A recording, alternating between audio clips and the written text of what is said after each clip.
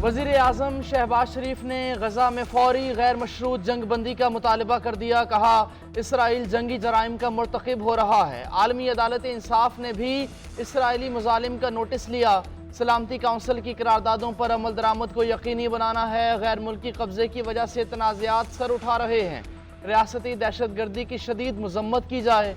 Shanghai ताउन तंजीम के सरबराही इजलास से खिताब में बोले, अफगानिस्तान दहशत गर्दी के खिलाफ मौसर इकदाम करे। यकीनी बनाया जाए कि उसकी सरजमीन किसी दूसरे मुल्क के खिलाफ इस्तेमाल ना हो।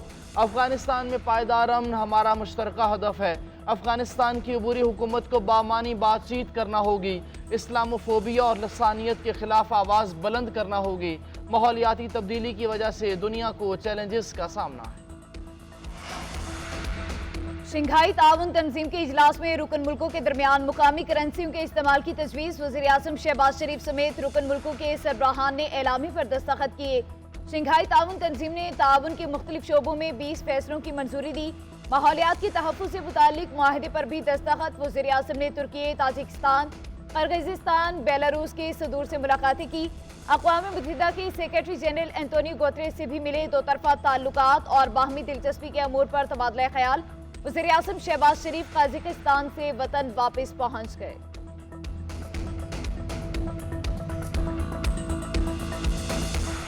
गरीब आवाम का क्या होगा? आप मुझे ये बताएं कि जैसे जैसे ये महंगाई बढ़ रही है, जैसे जैसे बिजली बढ़ रही है, अब बंदा घर का खाना पूरा करे या बिजली के बिल भरे? ये वही लोग हैं जिन्होंने इंतखाबात से पहले कहा था कि हम लोग 200 यूनिट बिजली, 300 यूनिट बिजली फ्री कर देंगे। अब ये वही लोग इक़्तिदार में आके बैठे हैं तो इन्होंने अवाम का जनाजा निकाल के रख दिया। जो बिजली के रेट्स हैं और पेट्रोल के रेट हैं, इनको कम से कम किया जाए, क्योंकि मुलाजमीन जो है ना, वो उनका कोई और जरिया माश नहीं है। महंगाई के मारे अवाम पर फिर बिजली गिरा दी गई। घरेलू सार्फिन के लिए बिजली के बुनियादी टैरिफ में 7 रुपये 12 पैसे फ़ी यूनिट का इजाफा वफाकी काबीना ने मंजूरी दे दी। घरेलू सार्फिन के लिए बुनियादी टैरिफ 48 रुपये 84 पैसे फ़ी यूनिट मुकर्रर। लाइफ लाइन सार्फिन के लिए कीमत 3 रुपये 95 पैसे फ़ी यूनिट होगी। प्रोटेक्टेड सार्फिन का बुनियादी टैरिफ 14 रुपये 16 पैसे फ़ी यूनिट। नॉन प्रोटेक्टेड 100 यूनिट वाले सार्फिन के लिए बुनियादी टैरिफ 23 रुपये 59 पैसे मुकर्रर। 101 से 200 यूनिट वाले सार्फिन के लिए बिजली का यूनिट 30 रुपये 7 पैसे होगा। 201 से 300 यूनिट तक रेट 34 रुपये 80 पैसे होगा। 601 से 700 यूनिट वाले सार्फिन को एक यूनिट 43 रुपये 92 पैसे में पड़ेगा। कमर्शियल सार्फिन के लिए बिजली की बुनियादी कीमत 48 रुपये 55 पैसे फ़ी यूनिट। सनती सार्फिन के लिए 43 रुपये 40 पैसे। ज़रई सार्फिन के लिए 44 रुपये 5 पैसे फ़ी यूनिट मुकर्रर। बिजली की कीमत में इजाफे से सार्फिन पर एक साल में 3,274 अरब रुपए का इजाफी बोझ पड़ेगा। वफाकी काबीना ने बिजली की कीमत में 3 रुपये 95 पैसे से लेकर 7 रुपये 12 पैसे फ़ी वज़ीर तवानाई अवैस लगारी का बिजली महंगी होने का एतराफ़। सेनेट में इजहार ख्याल करते हुए कहा, बिजली की कीमत में इजाफा 1 जुलाई से होगा।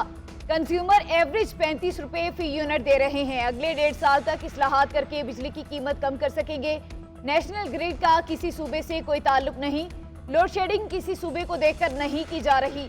बलोचिस्तान को 10,000 मेगावाट बिजली देने को तैयार हैं। सेनेटर मंसूर काकड़ बोले, हमें 10,000 नहीं 2,000 मेगावाट दे दें। वज़ीर तवानाई 2 दिन सिब्बी गुजार लें, मान जाऊंगा। इंतहा की लोड शेडिंग हो रही है। चेयरमैन सेनेट ने लोड शेडिंग का मामला कमेटी ऑफ फुल के स्पुट कर दिया।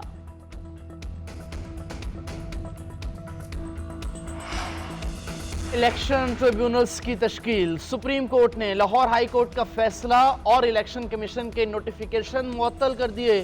चीफ जस्टिस की इलेक्शन कमीशन को chief justice Lahore high court से मुशावरत की हिदायत। रिमार्क्स दिए, अगर chief justice Lahore high court और इलेक्शन कमीशन में फेस टू फेस मुशावरत होती तो मामला हल हो चुका होता। बेंच में चीफ जस्टिस काजी फायजीसा की शमूलियत पर तहरीक इंसाफ का एतराज़। चीफ जस्टिस ने रिमार्क्स दिए, अदलिया की तजलील का सिलसिला ख़त्म होना चाहिए।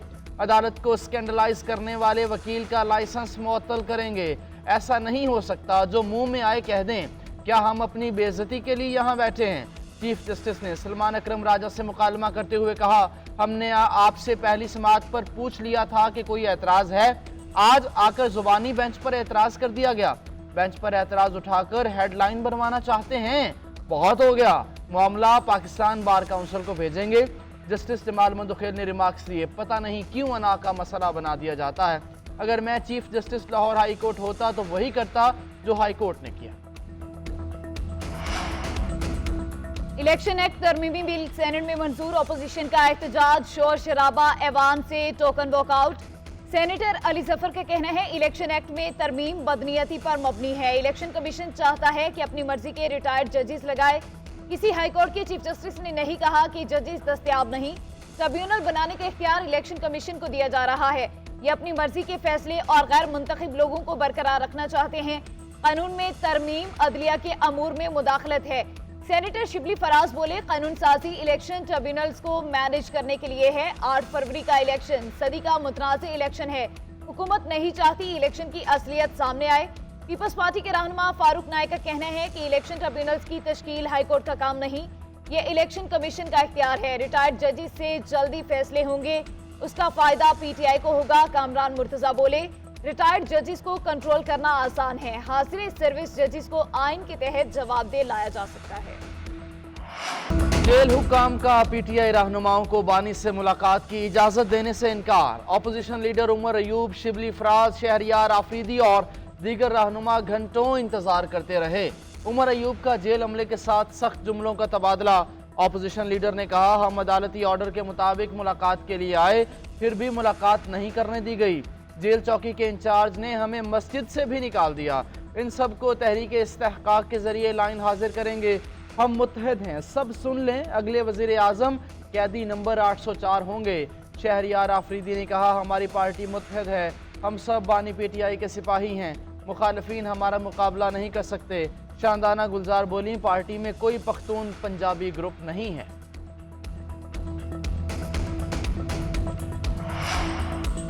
ऑपरेशन अज़्म इस्तेहकाम पर हुकूमत का ऑल पार्टीज कॉन्फ्रेंस बुलाने का फैसला। ऑल पार्टीज कॉन्फ्रेंस की तारीख का ऐलान शहबाज शरीफ की मुशावरत से होगा। वज़ीर आज़म ऑपरेशन अज़्म इस्तेहकाम पर सियासी जमातों का एतमाद मिलेंगे। तहरीक इंसाफ और JUI ने ऑपरेशन अज़्म इस्तेहकाम की मुखालफत कर रखी है।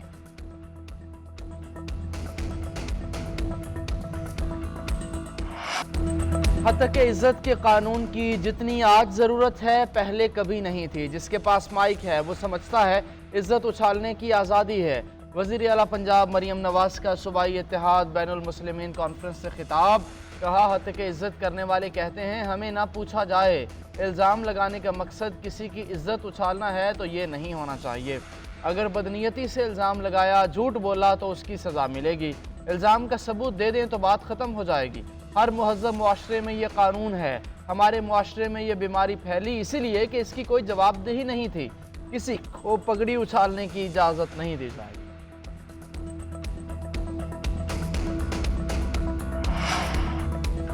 जिला इंतजामिया ने PTI को इस्लामाबाद में जलसे की इजाजत दे दी। स्टेट काउंसिल के बयान पर इस्लामाबाद हाई कोर्ट ने दरख्वास्त निपटा दी। स्टेट काउंसिल ने बयान दिया कि PTI को तरनोल चौक के पास 6 जुलाई को जलसे की इजाजत दी है। डिप्टी कमिश्नर की तरफ से NOC जारी करने से मुतालिक अदालत को आगाह कर दिया गया। इस्लामाबाद हाई कोर्ट के जस्टिस बाबर सत्तार ने केस की समाअत की। दूसरी जानिब PTI इस्लामाबाद के सदर आमिर मुगल को एक बार फिर गिरफ्तार कर लिया गया। आमिर मुगल को DC ऑफिस के बाहर से गिरफ्तार किया गया। आमिर मुगल 6 जुलाई को तरनोल जलसे के इंतजामात के हवाले से DC से मुलाकात करने पहुंचे थे।